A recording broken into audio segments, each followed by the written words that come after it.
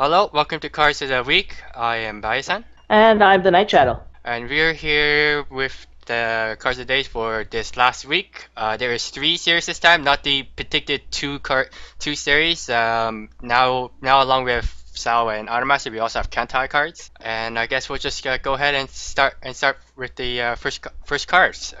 Collective Bacteria Silica, red 001K, Avatar and Weapon Trait. When you play this card from hand, review the top deck. If that card is an Avatar net character, add it to your hand. Then discard one card from your hand to the waiting room. If it's not, just leave it there. And when this card gets reversed, if the battling opponent was level 0, you may reverse it. Okay, so here's a couple things that I need to talk about with this regarding this card. This card really looks like it belongs in a Silica deck. I mean, it's a level 0 reverser, which Silica doesn't have any reversers at the moment. It's a nice level 0, and it's something that isn't a vanilla, well, where Silica could have really used it. The only problem is that when you play it, you check for an Avatar or net. So if the top card of your deck is a Pina, you can't grab it. Well, it sucks. Life sucks. If this So card could grab Pino, oh god, this card's pretty good. This card's really good.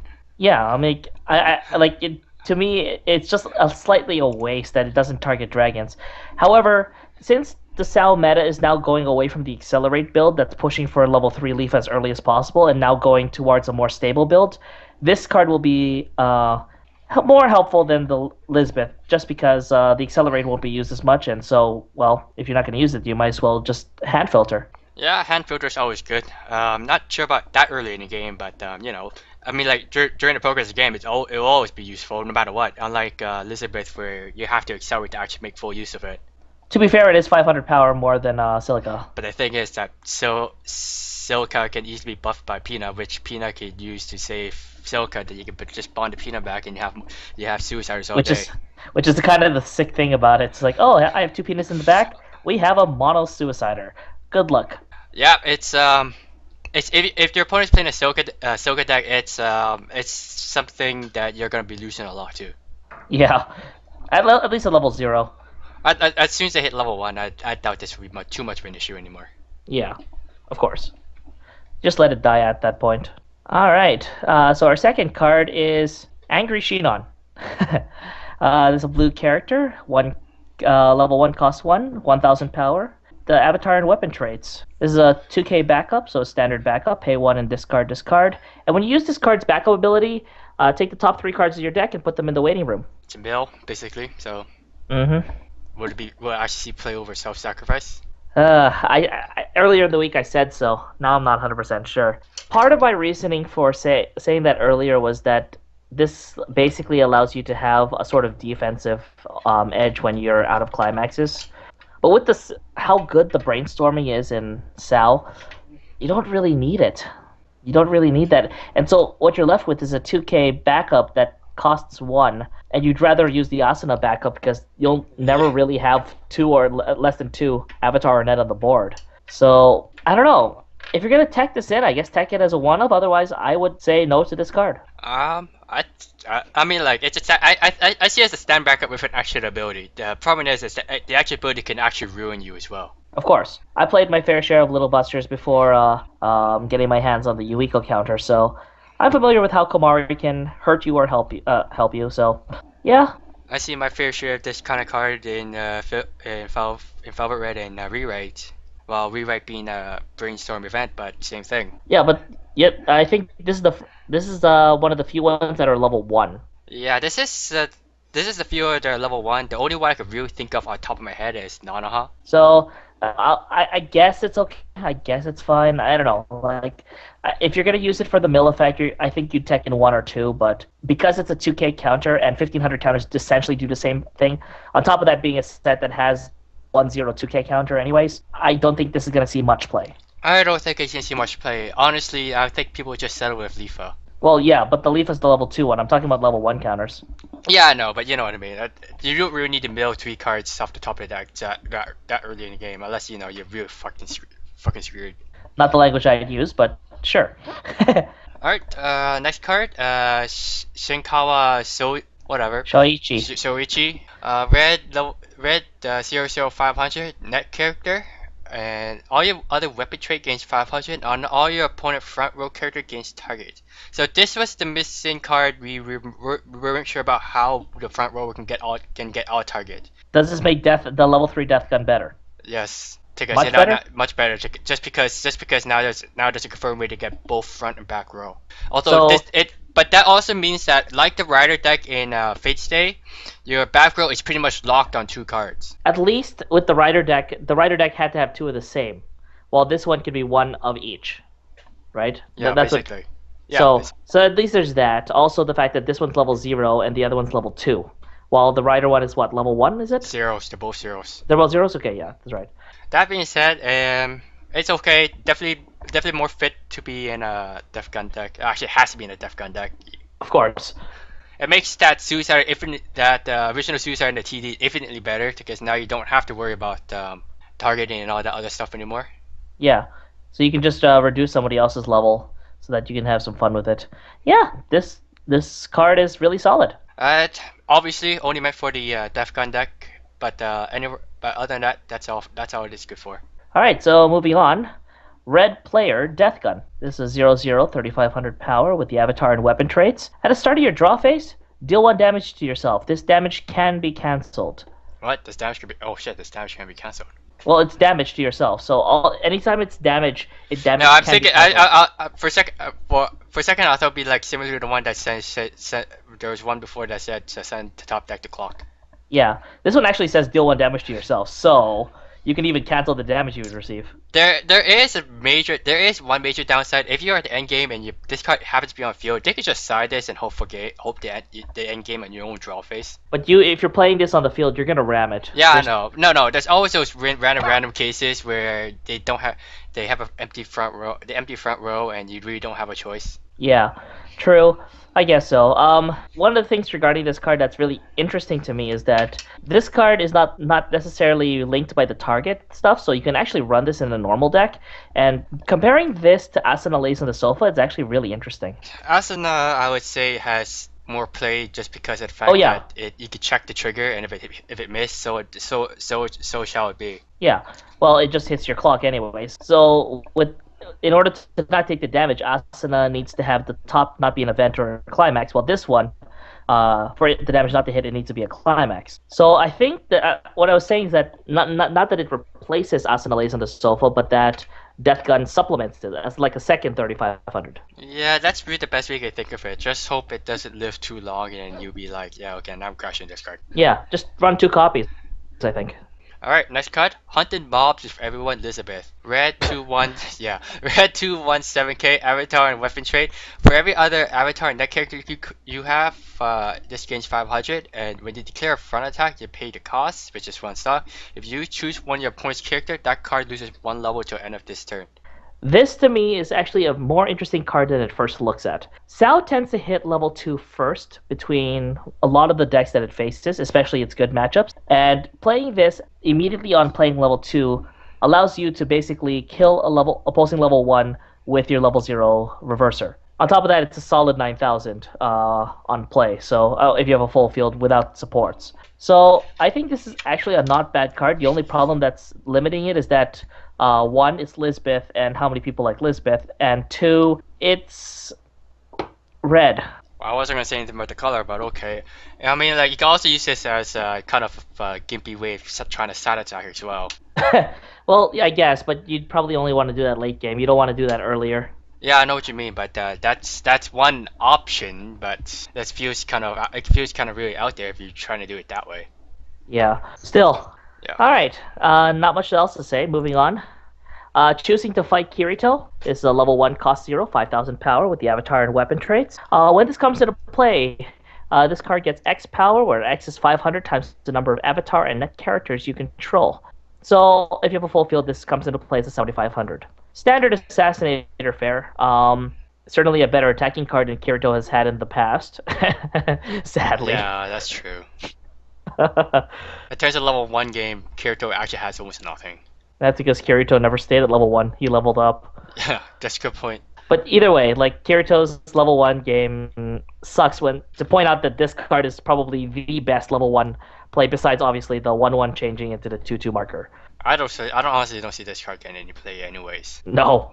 No. I mean, like, if you really want something like that, you already have Elizabeth, in fact. You have a 1/175 Silica. Oh, yeah, there's that too. But that card has a risk on it. Oh no, you have to top deck check. Just play an Asuna lays on the sofa beforehand. Like, you have so many top deck check ways, and at the very worst, you play the Klein Brainstorm. Like, you have enough top deck check in the set, and that is currently played, that the drawback is not really a drawback. Well, yeah. Anyways, card's useless. Sadly. Well, I can't say card is useless. It's just that I doubt anyone will actually play this card, and if they do, then I hope they find somewhere to actually make full use of it. Yeah, it's Kirito. I mean, what else can you expect? Alright, next card. Want to be strong, Shino. Blue 1035 net and glass trait. All your other avatar net character gains 500. When the climax, one small step is played in the climax zone, you may pay the cost, which is 1 stock. Choose a character with the name Shinon in the name. That card gains 2k and gains the following ability. When this card refers to its opponent in battle, you may draw a card. The climax is a 2k 1 soul blue climax. I like the combo. I don't like it hits Shinon only. Yeah, I mean, like, I'm trying to think of good level 1 Shinons right now. I mean, like, the only one I could think of on top of my head is the one that gains 500 for every other avatar and net characters. Yeah. That's not bad. I mean, like, it's not a bad target. It would make a good target for sure, but it would be at least 8.5, and that's kind of hard to beat sometimes. Yeah. One thing I like about this is that this reminds me of the Kud 2k1 combo back in Little Buster's anime, where you play the 2k1, that Kud gains the following ability if you pay 1, 2k, and when you reverse a character, draw a card. This seems really reminiscent, except you're not giving it to this card, you're giving it to any other Shinon, so you're not necessarily weakening yourself by having this ability, because most abilities are 500 power or whatever. And this card doesn't seem to be the one losing out, shall we say, on power from giving that ability to another Shinon, which is nice. I mean, like, it's a +1 too for 1 stock, and a reverse. But unless your opponent has some sort of backup plan, like, I don't know, some way to stop the attack in general. Yeah, well, we have to think about this as a level 1 play, right? This is a 4k boost. Well, 4 or 5 because you have one of those. Now, if you have 2 of them, now that's a crazy thing, because if you have 2 of them at the back, now you play the 2k1, now you can give the Shinon the same ability twice. Yeah. That's entirely possible. You give a card a random 6k. Give a card a 6k, and when you reverse a character, draw 2 cards. And if you're playing a mono Shino slash Shinon deck, this is definitely going in the deck. In the meta build, I'm not sure if this will find a room. Like, the power boost is really nice, but there's not enough good blue cards to support just having this. And I guess you can make a case for some level 1 Shinons to go through, but more or less, I think that the Shinon requirement does hurt it for being inclusive of the meta deck.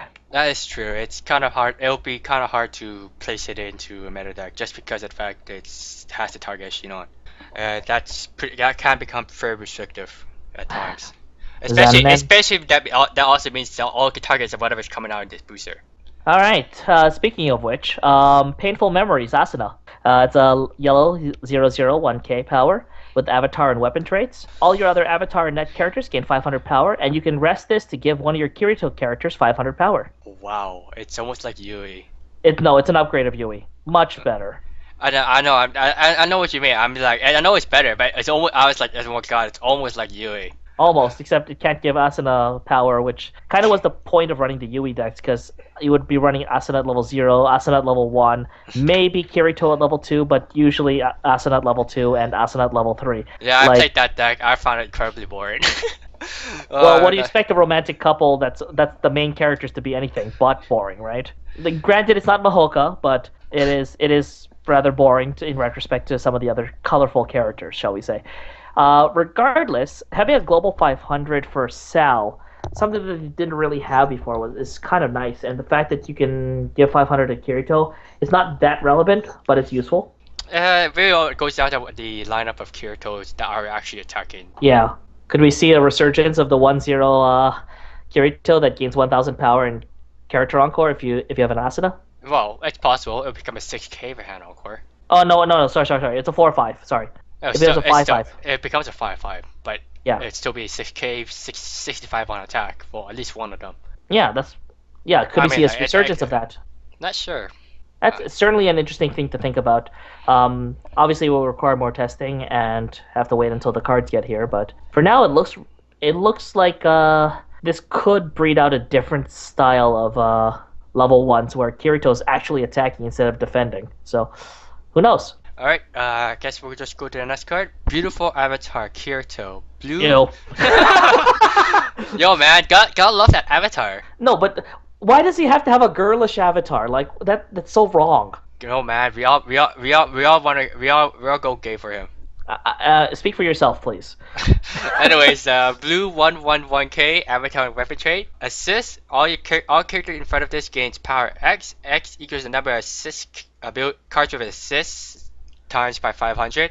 And when you play this from hand, draw a card and discard a card from your hand. Hey, look, it's a draw ditch on play. I'm not sure if it's actually worth playing, to be honest. Is there even enough assist cards actually worth playing at least this early game? Well, okay, Yui, that's one card. I guess.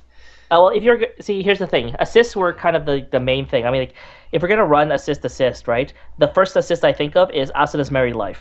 Oh God. Right? Somehow I saw that coming. Asuna's Married Life, the 500 assist on play of a climax, give a character 1k. That assist is highly run right now, partially because there's no other good level 0 assist. And this one complements it by being essentially a 1k assist by having just one Asuna Married Life out. Or if you want to have two of them on the board, that's nice as well. The on-play draw and ditch is never to be underestimated, though being one cost does make it a little bit suspect. Well, this is an assist type, so I never seen an assist type that does not cost a stock. That's true. I'm just saying that the draw one ditch one has been on 1/0s before. Yeah, it's that's pretty normal. I think that's just kind of like the extra flavor for this card. Yeah. Well, the draw ditch is actually really nice. I like that. I like it a little bit less because it's on a one coster, but it's still nice. And when we move up to level 2, if we just stick with the round of assists instead of globals, then we have the 2 level assists that you can choose from. The Lisbeth on play pay 2 salvage a card, or the Yui tap 2 look at top card of the deck. Either one is viable, and I think that's a solid progression of assists from 0, 1, and 2. So this card's assist ability isn't as bad as you would first think. Fire has the name Kirito also means it works just fine in the Asuna deck that still runs Prison Queen. Exactly. Although you probably still want to use the 1/0 instead. Not necessarily. The drawback of the 1/0 is that it's pretty much not relevant unless you run a mono Asuna deck, and there's more and more cards that are not Asuna in this upcoming booster that are actually worth playing. Yeah, that's true. I guess so. So it's possible that you could switch that out entirely for this card. Yeah, I guess so. I guess the stock requirement will come to play here, and it'll be a judgment call. Alright, I guess that's it for Sao. Overall, it's pretty decent. We'll go to the next series, Idolmaster. The first card, the other side, the light Hibiki, red 001500, music and animal. When your other character gets reversed, choose an ammo. You could choose one your ammo trait, and that character gains 1k. And Brainstorm, pay 1, rest this. Review the first top 4 cards of the deck, and send them to the rain room. For every climax, you may salvage an animal trait and return it to your hand. That first ability would be so much more relevant if there were suiciders outside of Hibiki. Well, actually, that's true. If there's actually any actual real good power cards for Hibiki past. Yeah, like other than that, this is obviously for a Hibiki deck, like as many of the cards in this Idolmaster booster seem to be. They seem to be favoring mono character decks if they have a second trait, anyways. No, there's no other animal. There's no other character for animal trait. That's why I said mono character trait. Yeah. Like the cards that have 2 traits on them, like Hibiki and Takane, tend to be favoring a mono character build, while the ones that have just the music trait, like Chihaya, tend to work with everybody. The Brainstorm is actually would be decent if it just salvaged music character, but what can you do? Obviously meant for Hibiki fan deck or Hibiki deck in general. See, I'd love to have that Brainstorm over at Little Busters, but obviously it's not going to happen. I'm trying to think. I know I was thinking of something, but I can't remember what it was. I remember. This card is kind of actually similar to Akane Brainstorm in Rewrite Vesta. Almost. Except Akane's on reverse is not as restrictive. It's not restrictive, and the brainstorm is spammable, and not, Yeah. not as restrictive. Again, Yeah, yes. but yeah, it's to be honest, it's almost like that, except with more restrictions. Well, to be fair, that Akane brainstorm is on the restricted list, so. Yeah. Anyways, next card. To the other side of the light, Takane. Blue 001500, music and royalty. When you play this from hand, look at the top card, either place it on top or put it or the bottom. You can pay one, view the top four cards of your deck, descend the ring. You search for X music character, show to your opponent, add it to your hand, then shuffle your deck. And then discard X number of cards from your hand to the win room. X equals the number of Climax cards revealed by the brainstorm. Now this is actually a very old type of brainstorm. Yeah, I was about to talk about how this one is different. Most of the most of the brainstorms nowadays have the ability of you do this up to a certain amount of time. So if you hit 3 climaxes, you can search your deck for only 2 characters. Then you discard 2. Here, if you only search for 2, you still have to discard 3. There is the upside and downside of this. First of all, the obvious downside is if you view X number, you don't have that many. You're ultimately going to go neg. Yeah. But the upside to this is you can actually go ahead and look through your deck and search for nothing, because the deck allows you to search for zero basic characters. So even if you miss, you can still search. No, well, you can still search, check your deck, then shuffle. Actually, you have to shuffle regardless because of how that works. So this is going to be less useful as you go through the first maybe the first few turns, and then it becomes more useful again after the first refresh. Yeah, it's more useful when there's more cards left in the deck. When there's less cards in the deck, then you have a big chance of misfiring. Of course, that also means they're gonna be probably be playing a mix of Takane and producer. I would favor producer. It depends on the situation, honestly. So obviously, yeah, but I would favor producer. If we have let's say 4 slots for brainstorms, I would put 2 producer, 1 Takane, and 1 whatever the new clock brainstorm was. Was that Ami? Yeah. So 1 of her. That would be my 4 lineup for brainstorms. I probably only use 3 at most, anyways. Then it would be 1-1-1. And the same thing, anyways. It's gonna be 1-1-1 because these it's honestly not hard to get certain cards in your hand with Iron Master, anyways. Yeah, you could run a deck with 50. I mean, if you want to swing this way, you could brainstorm into producer if you're really screwed, and then after a certain number has come out, you start using producer. Yeah. I mean, it's not hard. You should not be going negative with this card. If you are, then you somehow failed. Somehow. At the very least, you can check the top card with Takane if you really want to trigger the brainstorm effect, and if it's not a climax, just move it to the bottom and then brainstorm.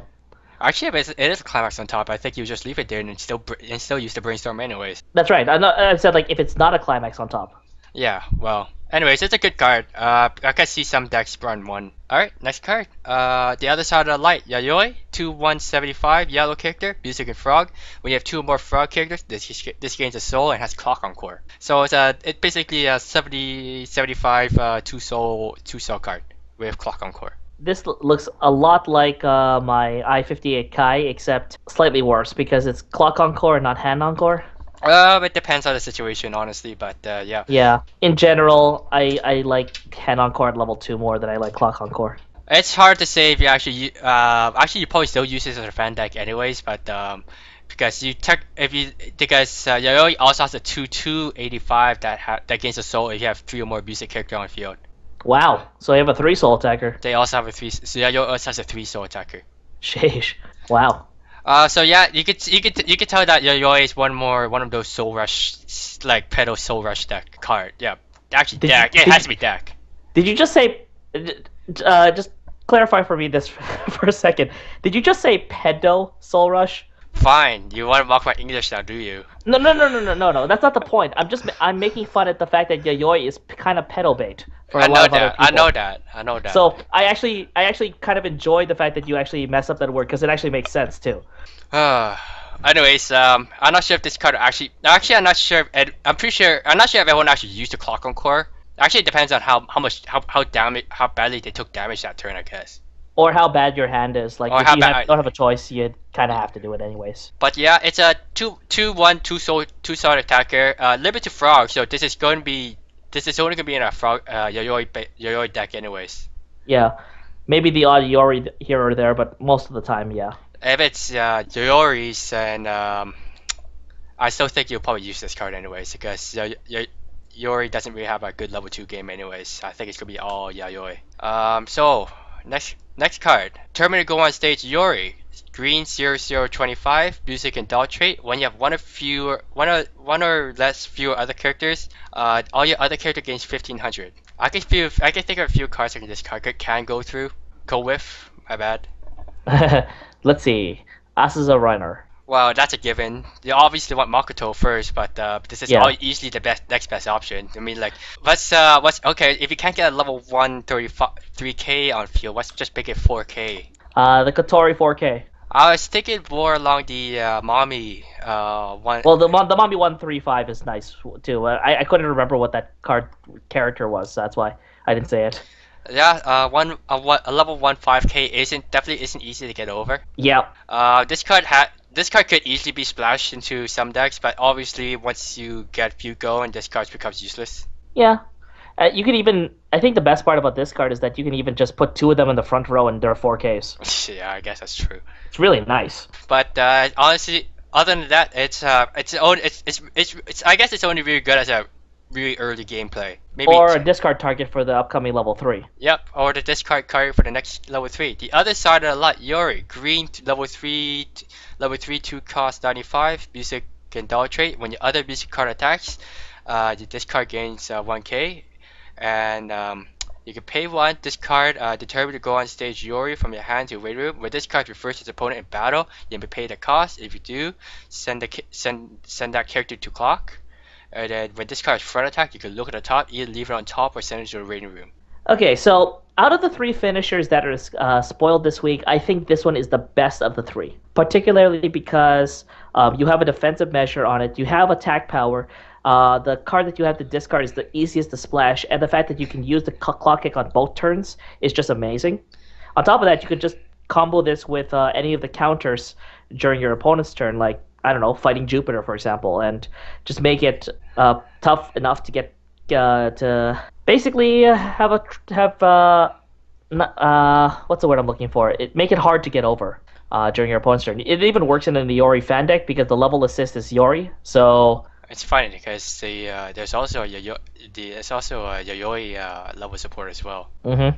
But Yayoi's only bonus ability is that she can't be targeted. Which can be more helpful sometimes. Well, yeah, which is helpful, yeah. Yep. As far as being one of the 3 finishers, I actually only think this is like the second best at best. Okay. Well, we'll see what you think the best is. I really think this one's really good, but. But no, without a doubt, this one is really good. I mean, like, it becomes 11-5 on its own, as it is. That makes that already makes it higher than well, I won't say standard level 3s, but it's definitely higher than just a vanilla level 3. Of course, it's a little weaker defense, but you know, counters, whatever. And the fact that you can't check the top just before the damage comes in, it will always help. This card could be more comparable to Nico in Love Live. Yeah, okay, fair enough. Except with Nico, you have to pay 2 and discard any card. Of course, that could be an upside in comparison to Yori, which must be discard a certain card. Of course, that also means that if you're like your opponent's at 3/6, you don't have the card, you'd be like, then you get a gate trigger, you'll be like, yeah, pretty much won. Yeah. Even if your opponent has anti-salvage, you'll do it anyways. Of course he'll do it. It doesn't matter if I'll just salvage the card and kill you. Yeah, there's without a doubt. Of course the restriction having that card in your hand can hurt. I would say this is if you're gonna be splashing green, because the level 0 Yori is already splashable as it is.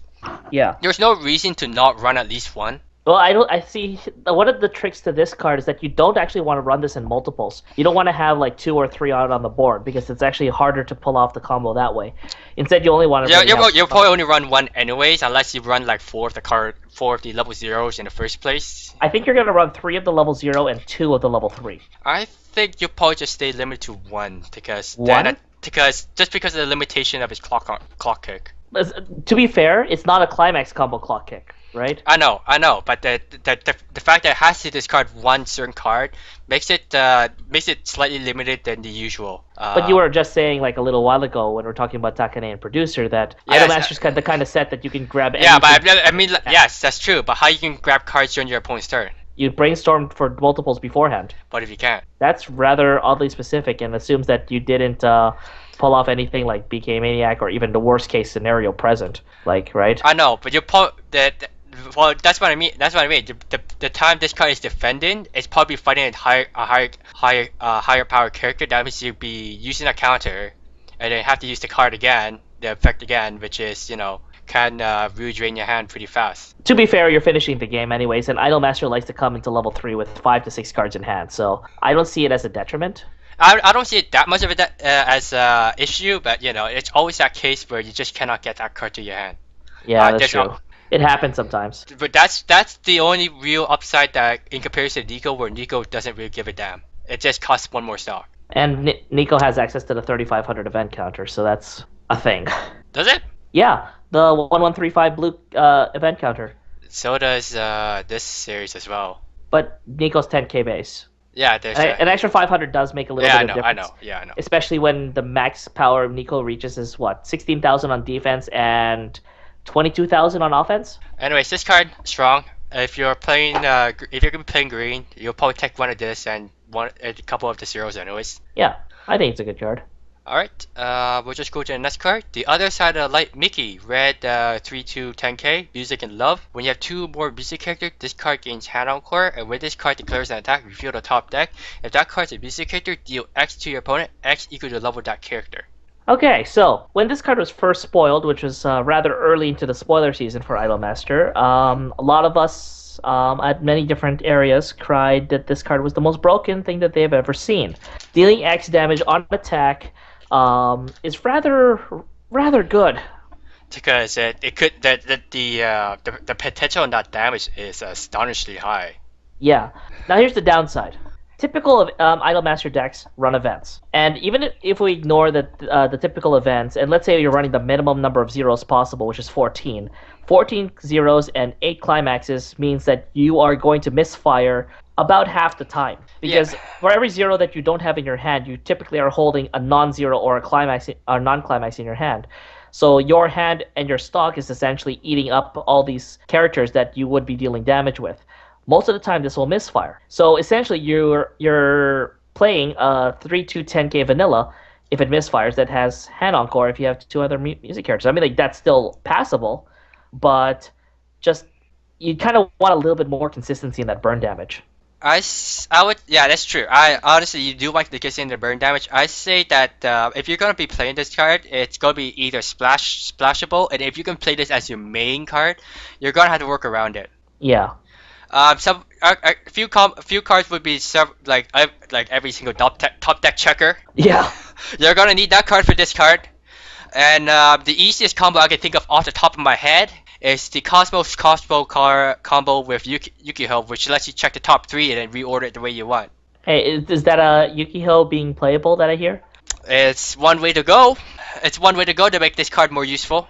I mean, like, but using Cosmo gives your card 3 soul, but you don't lose a card from hand because it lets you draw a card as well. Well, give the +3 soul to Mickey and then have her side. Yeah, there's that possibility because this card obviously not a powerhouse card. Yeah. So there's always that option. Of course, unless you check the top 3 and you know it's gonna fail. So and then the next best option would be the one Yukiho card that reveals the top card of the deck of both players' deck like right away. So on play, reveal your opponent's and your top deck. Yep, but yeah, if you're gonna be running this card as your main burning card, obviously I would say the worst of the 4 if you include Chihaya. Just because there's no guarantee on that burn. That's the main issue. I mean, like, the potential is really up there. If it had something like X+1, oh my god, this card has now become next level broken for sure. Well, yeah, which is we're kind of glad that it's not X+1. I think we should reserve that for Musashi. The Musashi is a different trigger type though. So at least at the very least, at least this card has hand encore and reusable every turn. Assuming it doesn't get sent away somewhere else. Yeah, so that's nice. Um, And the other upside, and something that I've skirted around until now, is that it can be changed into from level 1. yeah, which is amazing. Which we reviewed on this card.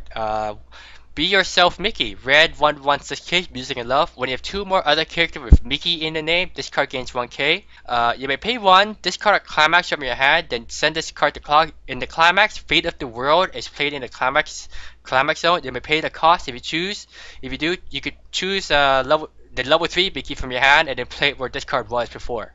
And Fate of the World is Stockholm 1 Soul from the Waiting Room. So I checked out the possibility of playing 3 of these at the first turn that you reach at level 1, then playing the Climax combo and changing 3 times. It is completely possible, but only if you enter level 1 with 9 cards in hand, which means that you started the turn with 7, you clock to get to level 1, get to 9, and you'll basically be at 1-3 with 3/2s and no cards in hand. That which could be an issue because you want hands on core with. Of course. I mean, like, it's possible, but you definitely want to switch. Maybe just have 1 or 2, and at least with the level 3 Mickey having hand encore, if your opponent that has the red or green versions of the anti-change counter, you at least encore it back in. Yeah. So if your opponent, that's the like basic upside of it. If the opponent has anti-change at that point, you could just hand encore. If you're lucky, the burn will go through it. You will hit a burn. If you don't, then so be it. Oh no, they spent 3 stock to kill. Make sure they don't take 2 damage when they already took that maybe that one potential 1 to 3 damage. At the very least, you can think of it as that their anti-change counter became an anti-damage counter, which is, hey, not bad for them. Not bad for them, but there's always that it's always disheartening when you use a counter and it never actually killed the card. Yeah, that's why I like Zuiho best, because it sends it to the bottom of the deck. The first ability screams Mickey deck. Yeah. The climax, technically climax change is really heavy on the hand. It really is heavy on the hand. You're losing about 3 or 4 cards in your hand to do this. Well, you first play the Climax, and you gain a free stock from that, which you will pay out. So the stock is neg. So what you're discarding is that Climax, another Climax, and then you have to play the card from your hand. And then you play the card from your hand, and this card had to come from your hand. So that's basically 4 cards and basically 0 stock and 1 damage for. It's still technically 1 stock to actually pay for the character. Yeah, okay, 1 stock, yeah. To be fair, that burn effect, if you have that burn effect of the level 3 at level 1, it's much better. It only starts tapering off when you reach level 3 because there's more zeros in your refresh and stuff like that. Obviously, you want to gauge how many 1s, 2s, and 3s are left in your deck, and you want to plan accordingly. But yeah, it's really nice. I'm definitely going to try this combo at least once or twice for myself. Assuming I don't get my double R's clogged with Harukas. Or the other way around, which then that's gonna suck. Anyways, I honestly, you're not gonna use this Climax combo any more than once, for sure. No way you can use this. There's no way you can ever use this Climax more than once in a game. I think that there's a possibility that you will be able to use it more than once, but that's if you had an extended time at level 0 where you kept canceling and you basically work your way up to 5 or 6 stock. There's also that possibility that your opponent is playing wind triggers, then you no, forget this Climax combo, not happening. Oh, yeah. If your opponent's playing wind triggers, then forget it. Yeah, forget it. If your opponent's playing wind trigger, it's just too many. It's just too much negative in this Climax combo to actually consider doing the actual combo. Other than that, really only using this for the change anyway. So if you're gonna run the level 3 as not splash as your main deck, as your main card, you might as well be playing this card too. I think the level 3 is more playable than the 1/1. Well, for sure, because it's splashable no matter what. Yeah. This one isn't so splashable because it requires climax slots, and the fact the first effect is only meant for Mickey to fan deck in the first place. Other than that, nothing to say about this card. Climax looking real good. I was really hoping this the Fate of the World Climax was gonna take this picture. Sorry, but the picture of the Climax just makes an impression on me. I haven't seen the movie, obviously, but Emperor Mickey, what the? That's the first thing I thought when I first saw it. Anyways, we'll just go to the next card. Roll as the leader, Haruka. Red 116K, music and sweet. For every character your opponent has in their back row, this card gains 500, and you have 3 or more music characters. This gains 500. It cannot be reversed by auto effects. Yeah, good card. It's a good card, without a doubt. It's a good card. you may see as the first effect as a kind of a downside, but the fact is, no one is gonna not use their full back row. And basically, it's like essentially a counter to Global 500s, and it's a leg up on 500 assists. So those are it's really nice to counter those. Also, the fact that it also gains an extra 500 and cannot be reversed by auto effects means that it's actually become a 1/175 that cannot be reversed by auto effects, which can actually be seen almost as a clone to Ruko from Kill la Kill. Except Ryuko has the downside of it going to you taking a damage. And this one doesn't really have a downside. When the downside is your opponent must not use their back row. That's a huge upside. No matter what, that's an upside. I mean, like if you compare against Ruko to this card, I honestly say this card will outright beat Ruko. Oh yeah, obviously. Like this card is so much better. I mean, like of course there's that advantage of having that card Ruko out at level 0, but no one's gonna front that card to get 1/175 in your face anyways. Without being reversed by auto effects means the level 1 suicides no longer work on this.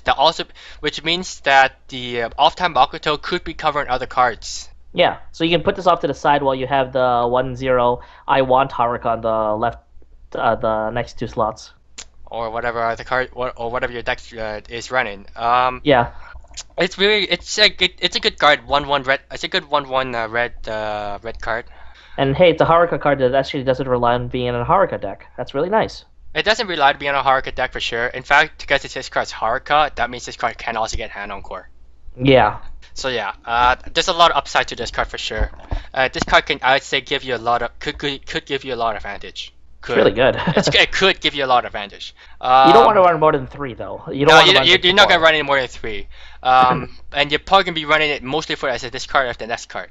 The other side of the light, Haruka, red, 3/2, 10k, music and sweet character. When this card is played from hand to stage, look at X card from the top deck and add 1 to your hand. Discard the remaining. X equals another music character you control at that time.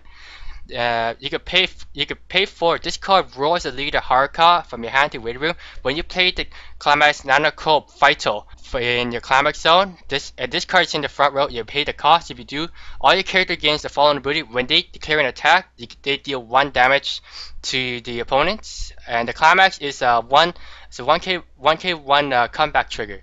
Now, just a small trivial before we actually go to the next card. When they release this card, it also has to be Eriko's birthday. Eriko being the voice actor of Haruka. Okay. So that's why it was released on a Wednesday. Yeah, normally something like this would probably be released on a Friday. A card like this would be released on a Friday, but it's not. It's released Wednesday, supposedly assuming because Eriko's birthday is on the same day. That being said, I know she's not going to be listening to this video. Happy birthday, Eriko. I hope you have a great next year. Alright, so back to the card. The level 3's auto ability seems very reminiscent of the level 3 Ilya with the Ilya Miyu combo, except that one is a bit more restrictive and less costly, while this one costs 4 and you have to discard a certain Haruka instead of having to discard the same Climax. So at the very least there is that. Secondly, the Climax is a comeback trigger, and hey, look, it's the first Climax combo of a comeback trigger that doesn't suck. Yeah, honestly, if you're going to be using this card, you're going to be changing all of them to this Climax anyways. Yeah. Next, getting either the Climax or the Haruka is actually easier than it first looks because you get the top deck check up to the 5. And if you have the Mickey on your field, for example, then you want to only look at the number of cards until you find that card and then just stop there. So until you find say you're missing the Climax, well, go search for that Climax. If you're missing the Haruka, search for the Haruka. If you're missing both, well, then Producer 1 and Climax the other. Like, it's the problem I see with this card is the same problem I see with the Ilya. You basically have to build a deck around it, and you may have a problem when it comes to defense. However, offensively, this card is really strong and seems less restrictive because you don't have to discard a Climax while playing a Climax. So you have a bit more defense than the Ilya Miyu combo. So yeah, first effect is if you don't have the Climax in hand already, then you probably be playing Haruka hoping to get the Climax, or the discard card if you don't happen to have it already. Which is, I hope you should have it, but because it's a character card. It should be easier than getting the Climax in your hand. Of course, it's very stock heavy for sure. But considering that this is practically a clone to the level 3 endgame of Ilya, and being a lighter restriction on this card, you can imagine the cost being pretty up there too. Yeah, 4 stock is actually just about where I thought it would be. Doesn't help that it's still restrictive and it's still a pay for on play, which makes this card a lot worse in my opinion than the Yori. But in terms of actual damage, if we had to give damage rating in terms of actual card, this card potentially has the most alpha. I would call it alpha damage just because of how much damage it could push out in one turn. Technically, the Mickey has more alpha damage if you trigger 3 3s. Yes, technically, but that's that's gonna be really damn rare. Yeah. Because I'm guessing what you're saying is like the average damage that's put out a turn is more. it's got in terms of damage of one turn, this kid easily push more than you. Obviously, push more than Yori, which Yori can only push one anyways. Mickey can range anywhere between 1 to 3. 0 to 3. 0 to 3. This one by itself it's practically already it can pretty much guarantee 3 damage. That's right. Which is why I don't have that much of a problem with it. The Mickey gets a 1 to 3 change. The Yayoi gets a really splashable 0. This one gets a good 1/1, but even then, that 1/1 you don't run as a 4 of, which I see as a problem when it comes time to I wouldn't consistency. call it a problem myself. You'll probably just be like, pick it up, just keep it in your hand all game until you actually have to use it. Yeah, which I guess is fine. I mean, like I said earlier, Idolmaster likes to come into the level 3 game with 5 to 6 cards in hand, so it's not like it's gonna I really and nullify that much of a disadvantage to their hand. I don't really see stock as that much of an issue right now. The Idolmaster level 1 to 2 game tends to be costless anyways. Of course, barring any 1/1 you may be using, I still think most of the staple cards are still going to be 1/0s as of right now. What we've seen so far, Makoto, Takane. Even if you're still going to be using the gentle and positive I want Haruka, then all the more reason to use this card. Because you should be generating a lot of stock with that card. If not, then I don't know what you've done wrong, or maybe your opponent just figure out to get around it. But this card, I think it easily does the most damage. It even does more damage if you combo this card with Ditzy Haruka. In fact, this card just like straight up saying, please put me in a Haruka deck. But even if it's not in a Haruka deck, it still fulfills. Yeah, it's still good. Yeah, I right now this is just pure theory crafting right now. This card can easily push 13 damage in one turn. I wouldn't say easily. No, but no, it 13 damage. No. I mean not easily damage. Some of them could be, of course, they could be cancelled. No, I mean I'm not talking about canceled damage. I'm just talking about easily pulling off the combo. Oh, I mean like simpler than it really is. Yeah, pulling the combo is a lot easier than it looks. I mean, like if I had to compare this to like Charulu's level 3 that pay 3 target character give itself in that burn one, it's pretty close to that actually. Yeah. Except Charu's is less restrictive. It's very less restrictive because it doesn't require this card and it's 2k1 soul. Well, yeah. In terms of actual full damage in one turn, at the best I could think of without Soul Trigger, it's anywhere between 12 to 13 damage in one turn. Not only 3 of them could be cancelled by anti damage. Only three of those actual attacks can be cancelled by anti damage counters, and there's going to be 9 attacks. It's really strong. I worry about the defensive aspect of it. Iori has a defensive option when she's being attacked, which makes up for the fact that she doesn't do as much damage, and that defensive option isn't something that is easily countered. Meanwhile, Miki can be played earlier. So Haruka's basic bonus, shall we say, is that she's all offense. She's straight up all offense, without a doubt. If you're not using her if you're trying to play her as a defensive card, or if your opponent lives, then you're probably finished that turn. Well, yeah, which is why I like Iori just in case, because I guess that's the kind of player I am, but I tend to think on what's the worst that can happen and then plan around that. To me, Iori looks a lot more, shall we say, attractive card-wise than Haruka. I still say Haruka is probably the best level 3 as a finisher right now. Just because Chihai can still be anti-countered, Yori can be countered against, and Miki can easily fail. This one has really no fail, and it just comes with a heavy cost. But if you get that cost, then you get it. I don't think it's gonna be too hard. You probably get, assuming you're trying to gun for it, you'll probably at least get it once. If this card loses, just hope you have a handout correct there somewhere. I hope you have enough stock to actually reuse it again, of course. So yeah, this card, easily potentially obviously the best finisher. Actually, I would say, because it can actually finish the game really Yeah, fast. it's obviously the best finisher, but I wouldn't pin it as the best level 3 out of those three. Sure, finishing wise, it takes top marks, but defensively, I'm not confident in it. Like, it basically says, do you win this game? If you don't, you pretty much lose. And I don't It's like that in a card. All right, so moving on, our third set for this week is Kantai. Kantai Collection Volume 2, actually, and the first card that's spoiled is Kagero-Class Destroyer number 10, Tokitsukaze. Side note, she's actually known as the alarm clock because of her idle cry, but Yep, that's best idle cry. Here is a sample of the idle cry. しれーしれーしれーってばーねえおーい、聞こえてないのー。 So Tokitsukaze is a 002K power, Kanmusume and Destroyer traits. It has a brainstorm effect. For every climax that you hit, search for a ship girl, add it to your hand, then discard one card from your hand to your waiting room. Shuffle your deck afterwards. First off, yay! Better brainstorm than Ikazuchi that doesn't take a back row. And for players that have played Kantai, you know how important your back row is. You really, really, really want to have your back row occupied at all times. And Ikazuchi taking up one of those slots is only there as a dire aspect. Like, so many players that I see playing Ikazuchi end up having to play her in the front row, activate her ability, then play over. And honestly, that's a waste of a card.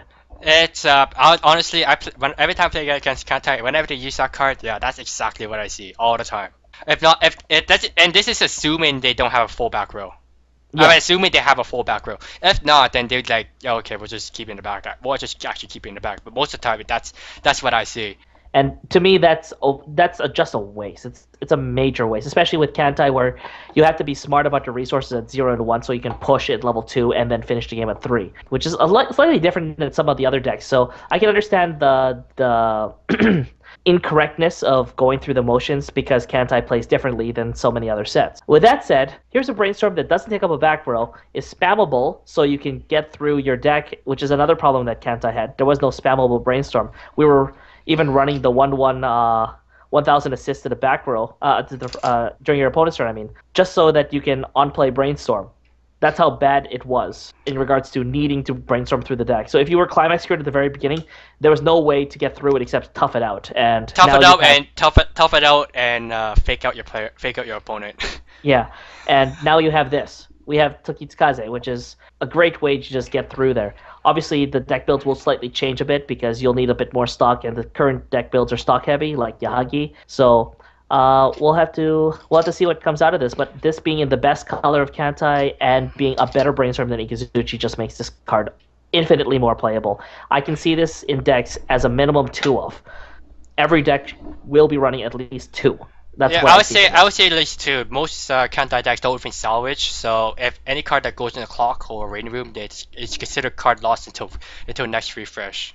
Most I would say most meta Kantai. There are always those ones that do play comeback triggers, but I would say the most meta one won't use comeback triggers. The typical one is yellow green. So yeah, you'll see a minimum 2 of this in one deck. Because there's always that one time, because the fact is they just cannot really retrieve cards that has been moved out of the deck. At least that's what I've seen. Yeah, I don't disagree. Like I said, Ikazuchi was just too detrimental to the entire game plan of Kantai in the first place, and now that we have a good replacement, hey. Alright, so our second card, probably the most popular ship out of the destroyers, Kagero-Class Destroyer number 9, Amatsukaze. The yellow character, it's a 1/1, 6,000 power. With the Ship Girl and Destroyer traits. When this card attacks and the climax, it's a good wind, so commence the attack. Is in your climax border. This card gets 3k power, and your opponent can encore this turn. The climax is a 1k1 wind. It's kind of similar to Melty's Blood Shiki, except Shiki is obviously better just because it's a costless card to start with. This card being required, and the climax I would say is a bit better too. This one requiring you to pay 1 for climax combo that. Okay, anti-encore level 1, that's gonna be really good. This card easily swings for 10k without having to pay 1 force attack. That being said, Shiki was a 5k that becomes 8k on attack plus the one of a 2k one soul if you decide to put it onto it. So basically, Amatsukaze is better if you run more than 1 when you play the climax combo. Otherwise, Shiki is better. I would say this is more of a splash card, 1 or 2, no, 2 of at best. Here's the thing about Shiki was like literally multi-split main game because of the fact that they had no other better level 1s. So let's we can't really go past that. Amatsukaze, I would say it's more of a splash card. And this is where I disagree. Kantai has no splash game. Oh yeah, because they cannot salvage. If they're gonna play a splash game, they have to be able to splash the climaxes, and to Kantai, climax combos are few and far between. Have to be strong and or necessary to the early game plan. If you have any spare slots for level 3s, then yeah, sure, go ahead. But typically 4 of those slots are being taken up by Shimakaze in the first place. And if you're not running Shimakaze, then maybe you'll have an option, but well, you're running Shimakaze and you're running yellow. Like there's a question mark there. There's 2 things that make this card playable. First off, it's an anti-encore effect at level 1, where the only other anti-encore effect we have is at level 3. And that's far too late. Yes. Secondly, this is a win trigger.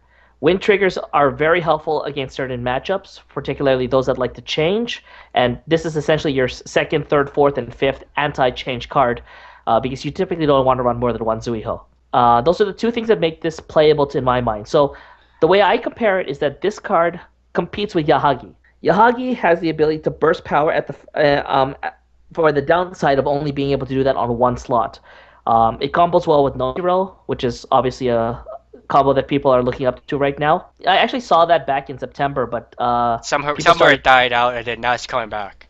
Yeah, I tried it out. I didn't like it. It didn't fit my playing style, but it definitely fit a lot of other people's playing style, and it's coming back in full force. So Amatsukaze, in my mind, is a complete replacement of Yahagi. You have to basically decide one of 2 things. First off, if you're going to play Amatsukaze or Yahagi, if you're playing yellow, because you can't play both. There's no way you can play both. There's too much. There'll be too many 1/1s. That becomes too stock heavy, and at some point you're just gonna be unable to play cards. Agreed.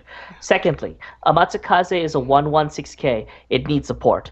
The best way to support it is to have 2 rows of attackers at level 1. The first row is the costless row that you want to basically put up there as fodder, and then when your opponent plays your big characters to get over your fodder, that's when you play your Amatsukazes. This is when you save up. This is basically the slot that normally Yubari save for, where you play Yubari late in level 1, so that way when your opponent attacks, it becomes you get to level 2 and it becomes stronger.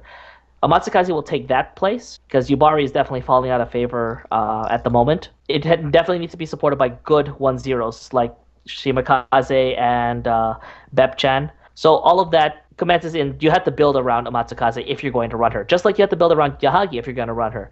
It really comes down to Yahagi versus Amatsukaze. Amatsukaze will take up 4 of your climax slots, so if you are already using all 8, then it's probably not recommended unless your climax combo is Kongo, in which case, screw Kongo, because I think she's a bad card. I still think Yahagi is better in general, just because of the fact it could be encored.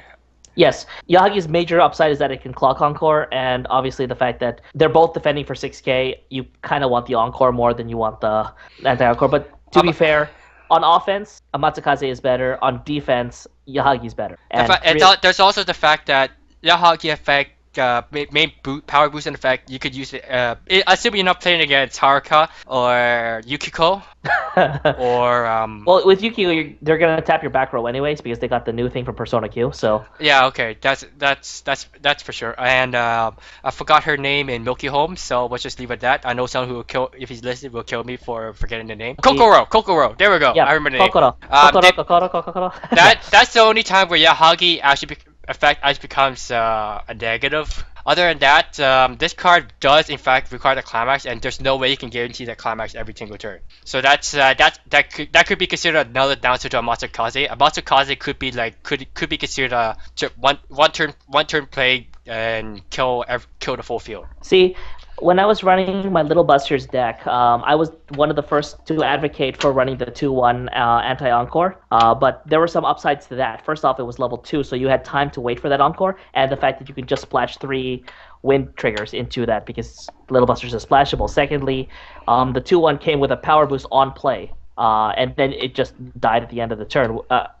Died during your opponent's turn, which is completely fine because that was just fodder in the first place. You just needed it to kill their level 3s. At level 1, there's not really that big of a target, and if you're attacking 10Ks, you typically want to be attacking, opposing level 3s and trying to get them out of there.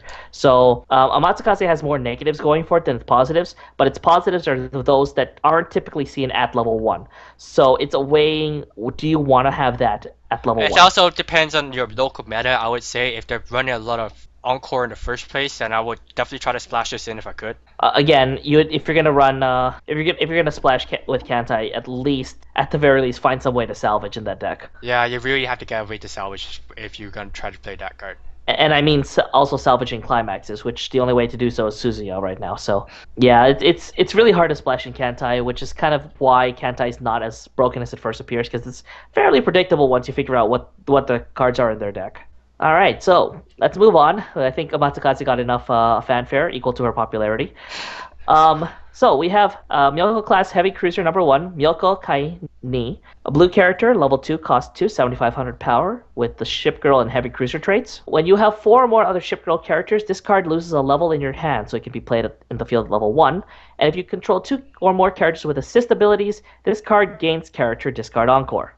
Now, the question is there any really good cards with assists? That's the first thing I want to point out. There are only 3 playable assist characters. 2 in red, 1 in green. Here's the cards. Level 0, cost 0, Kikazuki. 500 assist to front. Pay 1, kill level 0 in the front row. The 1/1 in red, it's an assist, and on play, you take the top card of your deck and put in your clock to salvage anything. And then the third card is Chiyoda Kai. And Chiyoda is a 2/2, changeable from level 1, 1,500 assist. And when I remember that one. Yeah. Okay, yeah, I remember that one. When your opponent salvages at any time, you can give it a character 2k. So, those are the 3 playable assists in the set.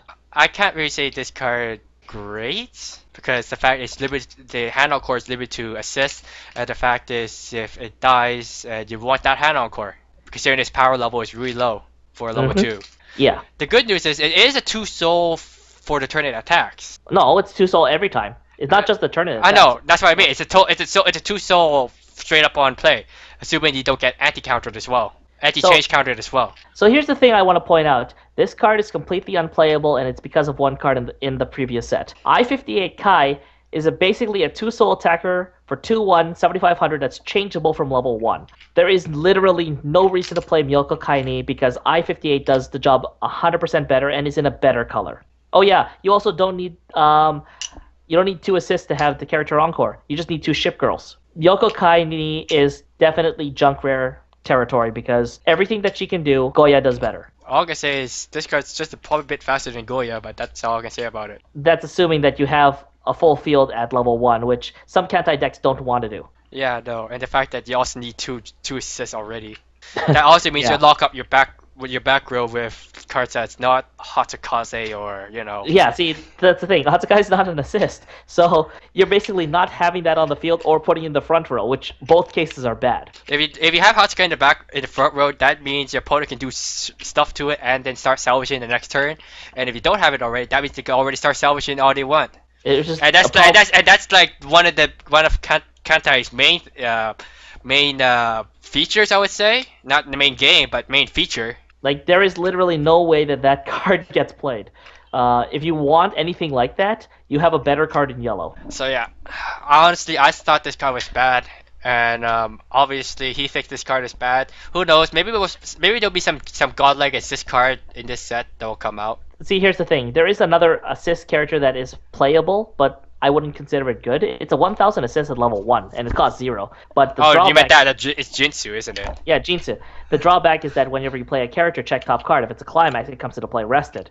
And you don't really have a way to mill cards unless you play either the Brainstorms, which right now you have to tap Ikazuchi, or you play Naka. Naka's not a bad card, but if you're playing Naka just to make Jinsu okay, then I don't know. It's a 2-card combo that isn't a change, so It's I think it's just not really worth playing anyway. So no. Yeah, hopefully to those that really like Miyoko, sorry, your card got shafted. All right, so we have a familiar face here on this next card. Light cruiser that thinks about her sister ship, Tacita. It's a red character, level 1, cost 0, 5500 power with the ship girl and light cruiser traits. If you have 2 or more other ship girls on stage, this card gets 1000 power, and this card loses 1 level while on stage. well, this is definitely a unique demerit. This is probably the first time I've seen this demerit. In fact, You haven't played against a Toma deck? I totally forgot about that. I totally forgot about those cards. 'Cause no one ever plays Toma. Toma. But we have a Toma dedicated player. He just hasn't played the deck in like 3 months or so. And I've probably never played against him anyway. So, anyways, basically a 1-0-0-65 on field, but you know you go to play this at level 1. So I was just about to call it 1-0-65, but I realized it's technically 0-0. Yeah, it's technically a 0-0, but at least it doesn't have the drawback of that 0-0-5500 that kind of couldn't attack at level 0. Remember that weird card? Yeah, you might create on Chinchan, huh? Yeah. I can say this card could easily bolster the red level 0 game, run game. This card easily goes well with Tenryu from the TD actually. Very easily, in fact, because this card you basically have another 0 for Tenryu to feed off of. Yes, and obviously this goes well with Izunami and Hatsukaze, which are the global 500s of the set. So if you have 2 of the global 500s on the back, and you have maybe 2 Tacita and 1 Tenryu, the Tenryu gets 4 zeros, so it becomes a 9k plus the 1k on the back. It's a 10k. Oh no! No, wait. No. It would be. It's 500 only each one. So Sorry. It's only gonna be 8k. 7k, 8k. So the Tenryu becomes a 108k. The 2 Tacitas are 0075s. That's pretty good for a red game. Which, ironically, red is one of the weakest colors in Kantai at the moment, and bolstering their level 1 game is actually a pretty good shot. Of course, it makes the Tenryu TD more playable. I think that price may rise depending on how good this card ends up being. Of course, that obvious demerit being a level 0, that means it could be suicided by level 0s, it could be pushed away by pay 1 kill at level 0. So there's always that one demerit which could depend on your opponent's deck, could hurt you more than it helps you. Of course, but you typically find those only at level 0, and then they die because they're typically front row abilities. You rarely see it on their back row. To be fair, right? And the ones that do take out the front row, like Railgun's Brainstorm, are cost 0, so they're gonna kill this anyways. So I think that the downside is not as much of a downside as it is right now, comparative to the meta. But obviously, if this card gets really popular and is in every single deck, then there's gonna be some countermeasures against it. So I think the easiest countermeasure is probably just play level 0 Suiciders, but there's always those decks that will probably try to pay 1 to kill it right away instead. Yeah. Just if you start to do a little bit more damage, maybe. But even getting killed by a level 0 Suicide is not that bad either because it leaves their field open. It depends on the Suicider too, actually. Like, for example, if you're playing against my Idolmaster Suicider, that's gonna be really big. That's gonna be really big detriment against Idolmaster. Yeah. Because the fact is, like a top decker, that means you cannot encore it, and the fact is, I'm gonna be guaranteeing myself another damage. But yeah, I mean, besides that, I mean, like the whole point of this card actually doing some work for level 1 in red, which is all I can say is I'm already forgetting the name, but there's the 116k that gains 1k if you're in the center and has character discard encore. That was the one card I was using. Natori, there we go. That was the one red card I was using back when I was running Tricolor, back when I first started playing Kantai, and I wisely switched to yellow-green because red really, really sucks. the only good levels for red are 3, and the best card in red is Haruna. Kongo is middling to okay. Kongo Kaini, it devolves from the game plan, and you basically have to dedicate your deck around it, which I don't agree with in Kantai, where things are not splashable. And of course, you're running comeback triggers, which makes your Hatsukaze weaker. All right, so finally, our Friday card, which typically the Friday cards tend to be the most splashy, and definitely here we go. Yamato-Class, Battleship number 1, Yamato Kai. Yellow character, 3/2, 10,000 power with a ship girl and battleship traits. When this comes into play, you can pay 2. If so, choose a character and gains the shot ability until the end of the turn. On play, this card gets the shot ability. So, when you play this, you can pay 2 and give this card shot, so you have a double shot. Trigger, shot, trigger, you have triple shot. So this card can give shot to another character, and it itself gains shot. Do you think that this card can replace Musashi? Musashi is a totally different shot in general. It might be used with, actually. I'll be honest, I'm not quite sure. This one obviously is very stock heavy. If you really want to use its second ability, if you really want to use straight up 3-2 with a shot ability, you just use Musashi. Yeah, of course. It's hard to say. I honestly think it's better than the original Yamato. So what's the stop there on that one? Kind of. I'm not sure. I've had my own experience with shot one cards because I used to play Rewrite, and Rewrite was the first set that even have that kind of effect in the first place. All right, so here's what I found after testing with this card. I actually did test with this card. So most decks that don't run red basically have no way to salvage. So sometimes you'll enter level 3 with 0 or even only 1 level 3. And at those times, Yamato Kai is infinitely better than Musashi, even with the added stock cost, because of the fact that she enables another character that you're just maybe throwing out there as a 1-0 to get some damage in, to basically get the free shot. And really with Musashi, the card that you want to be shotting are level 1, so you only want to be doing 2 damage with her punish burn. The fact that you're giving another shot basically means that you have that guaranteed 2 punish burn, but only if you cancel with both of them. Obviously, if it doesn't cancel, then that's great for you. So my thoughts are that this is, like Byu-san said, playable in conjunction with Musashi, especially because you don't have as many salvage targets to play around with. So having this as a 1 of, or 2 of, or even the 3 of, as I'm planning to do, will be very helpful in, especially when you only have that 1 level 3, which happens every so often.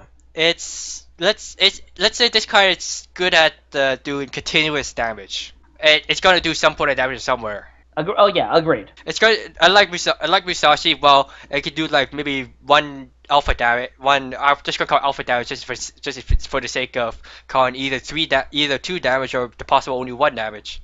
This one can easily do 2, which could be an up to Musashi. Another benefit of the double shot is that versus Little Busters, who have the anti-front attack and the anti-damage counters, as well as the Capo anti-damage counter and the Nanoha Hayate anti-damage character, yes, you can spread around your shot so that this won't be the only thing that's a threat. And that's the other reason why I feel like it can be included in the deck. Right now, if you're running a yellow-green and your choice between the 3 is Musashi, you should run this card, at least even to try it. It may end up only being a 1 of in the final deck, and I think that's a little low.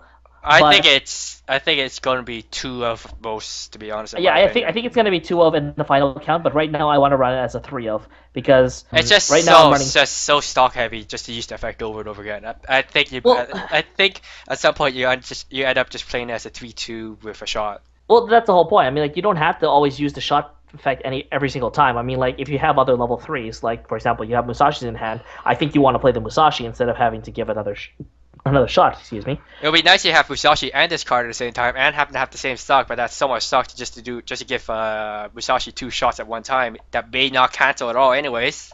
But to be fair, people play 3 Akagis all the time. That's 6 stock. That's because it eats all the stock anyways.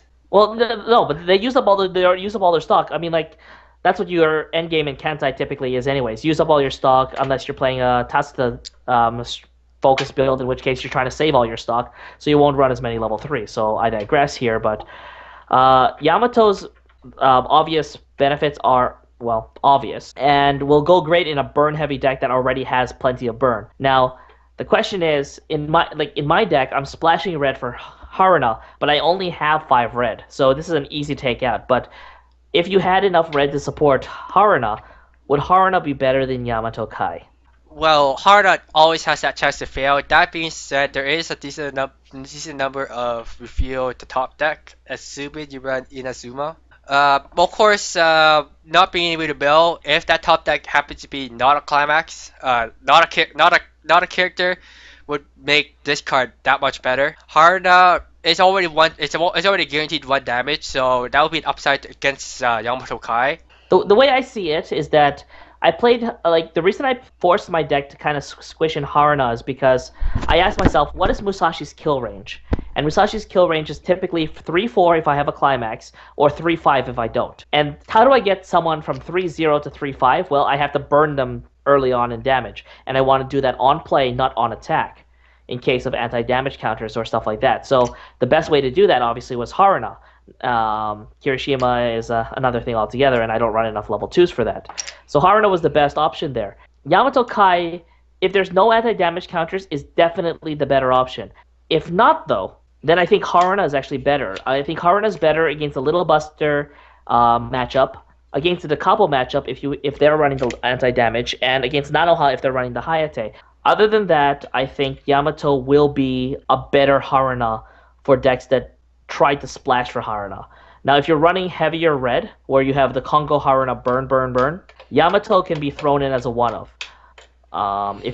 Because I'm pretty sure you're being running yellow for Hatsukaze, Shimakaze, and the like. Yeah, I don't see a reason why you still wouldn't, but yeah, something better shows up. Of course. So, I see this as going into pretty much every deck that has a way to burn for game.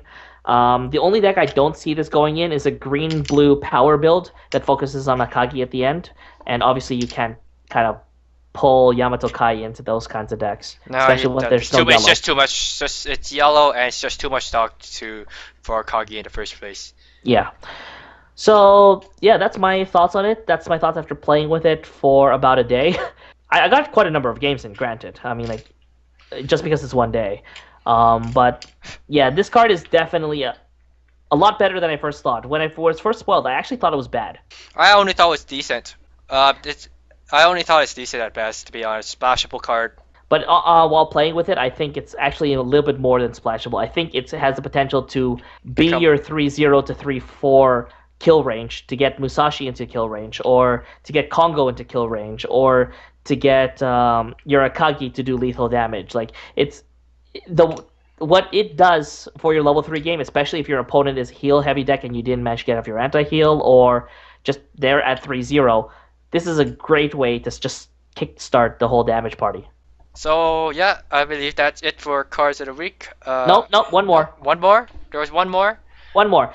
While spoiling the English cards, the Fairy Tail actually showed one of the 5 new exclusive cards, and I'd like to talk about that because obviously it's an exclusive card, so it's something new that's never been seen before. Okay. The card he's talking about is called Girl Who Loves Yasuo Spirit, Lucy. If you have 2 more cards in memory, this gains 1500. Oh yeah, green level 3 to 10k. If you have 2 more cards in memory, this card gains 1500, and you could put a card from your hand to win. When this card is placed to stage, you can pay the cost. If you do, this card gains 1k and the following ability. When this card gets reversed, when the battle point of this card gets reversed, you can send that card to clock. So first off, Fairy Tail's biggest problem was that their only finisher was in yellow. And that wasn't even a very good finisher, and now I think about it. Yeah, well, comparatively to nowadays, yeah. I mean, it's a double attacker with -1 soul. Cool, but yeah, it's definitely not up to par with some of the finishers that are out nowadays. So the first thing is that green gets a clock kick. That's great. That's actually pretty cool. The second best thing about that is that while it's in green, it's not key related. There's no key trait part of it. So you can put this into a yellow-green-red deck, yellow-red-blue deck, which right now is the meta build for Fairy Tail. So you can even splash that in in your level 3 game and just throw in some random level 0s, like your the Magic Searcher on discard, on reverse discard, pay 1, send to memory, search for a magic. With that said, green is still pretty poor in Fairy Tail, with the only notable cards I can think of being a 2-1 Global 500 and Character Encore to key characters, so that's great for a mono green deck, or a deck that focuses on green past level 1. A 0-0 that, like I mentioned earlier, when reversed, pay 1, ditch 1, send this to memory, search for any magic. And maybe the counters. Other than that, green looked pretty lackluster, and the fact that card is added to their lineup kind of makes green pretty much more cool, which is kind of cool. Fairy Tail's magic trait is kind of the overarching trait between the 4 colors. Yeah, what else is there to say about it? I don't know much about Fairy Tail, to be honest. It was one of those series I did want to play, but just couldn't get my hands on it. Well, you can borrow it once I get the cards in. No, I tried it once already. Oh. The yellow blue deck, the gray Erza deck, yeah. In any case, Fairy Tail has, I'd say, a more consistent way to do damage, I guess. Yeah, so it's nice that they have at least another finisher. It's too bad it's only one turn. You can't, kind of like discard a card every turn to give it clock every turn. Oh no! Like, I mean, this is basically Hyuga-Kai all over again, right? Or any other unplayed discarded card. It's too bad. It's too bad that it has to discard a card first, not on turn. It's not the time it reverse the card. We're not trying to make every single card Sasami. Like, Sasami's really good, right? Well, you know what I mean. It's too bad it has to be done beforehand. Like most of those kinds. I'm going to rate this decent just because, I'm not really sure about the Fairy Tail. I'm just judging this based on just one card, not the full set. Of course, but 15,000. I mean, not 15,000. 11,500 on attack before level assist is not bad, and the fact that you can give it character encore if you decide to run the shall we say the parlay game, which is the red at level 0 and 1 and green at level 2 and 3. That's the parlay type deck. Then you can basically support it with character encore, and it survives long enough to basically be another attacker. So I like the idea. We'll obviously have to see more from what else is in the exclusives. But yeah, that first exclusive is actually not that bad. I'm most surprised that it does in fact have a Japanese name in its card name anyways. That might be a signal of a possibility of a comeback campaign for Fairy Tail. Well, see, here's the thing, right? I know, I know. It first rumored. I mean, when it was first out, it's like, oh, it's probably the comeback campaign. And now that we see the Japanese name, obviously, it's like it's really, really certain that it's going to be a comeback campaign sometime in the future, possibly next year. I like the card.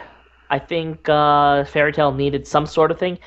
It's just, well, people will be splashing for green now because because of this card, and not just the searcher card. Of course. Now the question is, what else is there? What else is the exclusives? Because if you look at the comeback campaigns of previous years, they all did something to radically change the deck for the better. And so, will we see a different type of a card coming up? Like, is there going to be another finisher but in red that makes this card basically obsolete? Is there going to be a card that lets you play dual colors, or is there like a fairy link, or what's going to happen to the Fairy Tail deck? What are those cards going to bring? And typically, at least lately, you'll be running all 5 comeback campaign cards. So who knows? We'll see what happens. Well, we can only guess and theorize at this point. We'll just have to wait on the future. So yep. Now that is for sure the editor cards of the week. Announcement of new series. Yes, there was a new series announced yesterday during the stream of Armaster and Sao. Da Capo. Yeah, it's another Da Capo set, guys. Coming out. It is called Da Capo 2 Dream Marriage. Yeah, Dream Marriage, coming out 2015, April the 24th. Wow. It's quite some time away, yes, but that means the Capo is going to get his like 8th or 9th or 10th set now.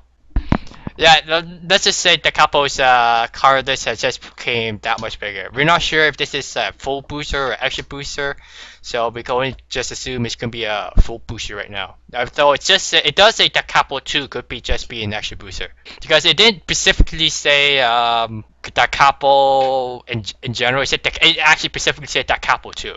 Yeah, so I don't know. We'll see. Anyways, we're not exactly going to see what we're going to see in it. In fact, I have no idea what's going to be in it at this point in the game. What can we expect from another Da Capo set? More finishers, more music cards, I guess. Please, more music, especially because it's Da Capo 2. So we have the quartet of Coco, Nanaka, Yoshiyuki, and whatever the drummer boy is. Will Student Council finally get back to where it was where it used to reign before? Before the anti-hero came in. Although, okay, well, we'll see. We'll see. We'll see. look, Right? all we can do is wait 5 months from now. So yeah, that is all for new releases and stuff. I didn't really see anything else on that stream besides Auto Master cards, and I didn't really couldn't really care about the South cards anyway. So yep, that I believe that is it for cards of the week. We'll see you next week, or maybe just Sim. We probably have another week of Sao and Iron Master at least, And then it's full on Kanta and girlfriend Carrie. and maybe Transformers. Ugh. Transformers makes it sound so much better than it actually is. It's Terraformars and it's just cockroaches, and you never really did get around to putting that cockroach on the video, did you? You want me to do it now? Let's save it for then. All right, if you say so. Anyways, we'll see you next time. All right, catch you later. Oh yeah, so please make sure to rate, comment, subscribe, like, or whichever works. Oh, you really wanted to say that? Okay, we'll see you next time. See ya.